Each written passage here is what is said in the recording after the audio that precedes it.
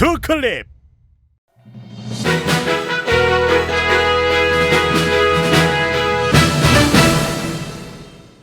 시청자 여러분 안녕하십니까? 최근자 흥미로운 뉴스들을 빠르게 알아보는 클립 뉴스 시작해보도록 하겠습니다.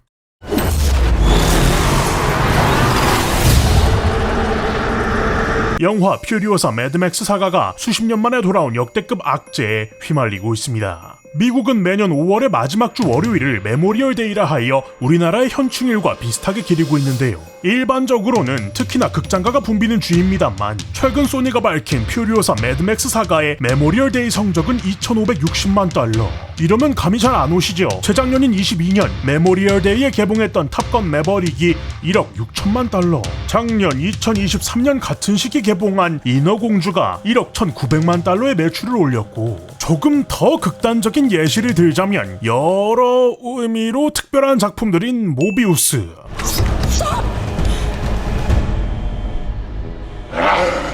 터미네이터 다크 페이트, That is not your father. That is a machine. 엑스맨 다크 피닉스,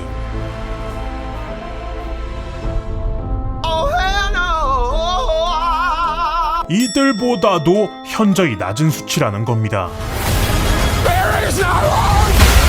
Do you have it in you to make it epic? 언론 버라이어티에 따르면 코로나 팬데믹으로 인해 극장이 완전히 폐업했던 2020년을 제외하고 약 30년 만에 흥행 저조라고 전했는데요. 퓨리오사의 이런 흥행 저조의 이유로 추측되고 있는 건 작품의 등급이 R등급, 미국 내 청불영화 등급이란 점에서 관객층을 끌어모으기 어렵다는 점과 같은 날짜에 개봉한 경쟁작 가필드 더 무비가 가족 단위 관객들을 끌어모으면서 2,477만 달러의 매출을 기록한 것을 이유로 추측 중이죠. 자, 그런데 그렇다면 팬데믹 이후 모든 R등급 영화들이 겪는 침체기인 걸까? 21년 개봉작 킹스맨 퍼스트 에이전트가 590만 달러, 23년 존 윅 챕터 4가 7,300만 달러, 오펜하이머가 8,200만 달러로 분명 R등급 영화들이 불리한 지점들이 있기는 합니다만 정도가 큰 것도 사실이지요.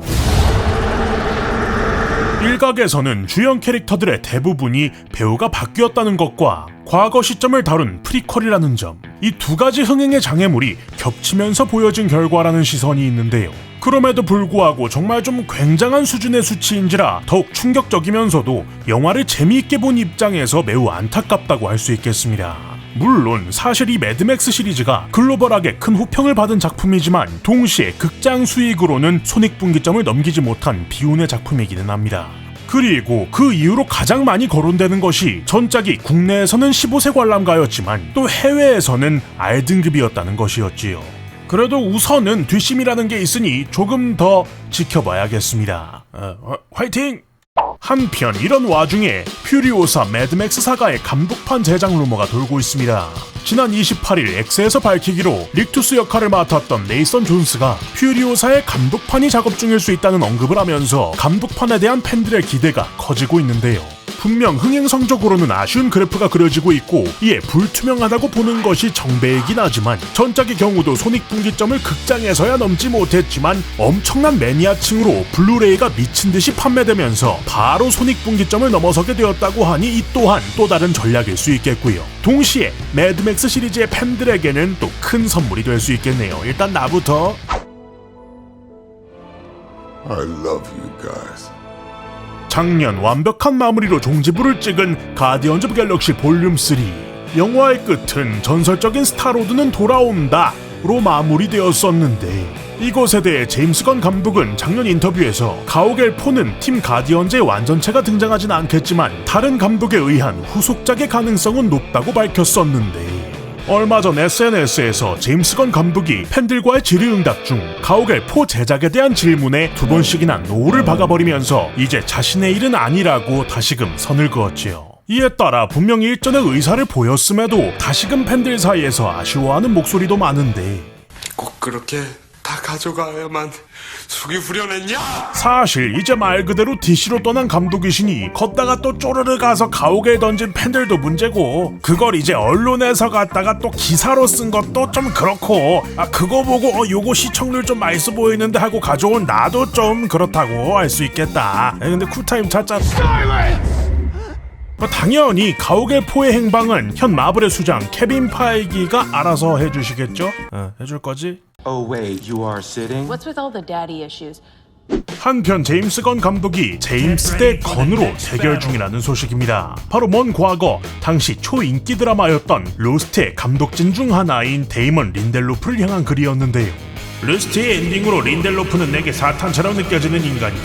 그는 스토리텔러계 유리 갤라이저, 수시 넘는 완전한 사기꾼이다 라고 했었다는데, 문제는 최근 그 린델로프가 건이 수장으로 있는 DC의 드라마 랜턴즈에 합류하게 되면서 그의 과거가 재조명된 것. 건은 SNS에서 랜턴즈는 린델로프 등이 속한 최고의 작가팀이 쓴 작품이 될 것이며 DC 스튜디오의 가족이 된 린델로프를 진심으로 환영한다고 글을 적었던 겁니다. 과거의 자신과 끊임없는 싸움을 이어가고 있는 남자 제임스 건. 안 그래도 SNS로 말 많은 양반인데 그래도 참 쌍욕을 안 한 게 어딘가 싶으면서도 이제 SNS 좀 적당히 쉴 때가 되지 않았나. 이제 DC도 할 거 하는데 노파심에 생각해 봅니다.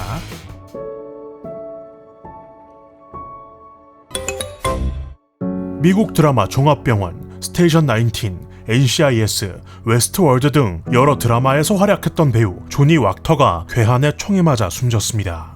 현지 시각 26일, 조니 왁터는 퇴근 후 자신의 차 주변에 있던 낯선 이들을 목격하고 이를 견인업체 직원으로 착각해 말을 걸었지만 그들은 그의 차에서 촉매 변환기를 훔치려던 강도들이었고 그들 중 한 명이 총격을 가해 급히 병원으로 옮겨졌으나 끝내 세상을 떠났습니다. 최근 미국에서는 전국적으로 이 촉매 변환기의 절도가 급증하고 있다고 하는데요. 이는 내부에 들어있는 값어치가 높은 백금 때문이라고 합니다. 왁터의 에이전트는 성명을 통해 그는 도덕적으로 모범이 되는 사람이었다며 비통함을 전했고 종합병원 드라마의 제작진도 애도의 뜻을 전했습니다. 삼가 고인의 명복을 빕니다.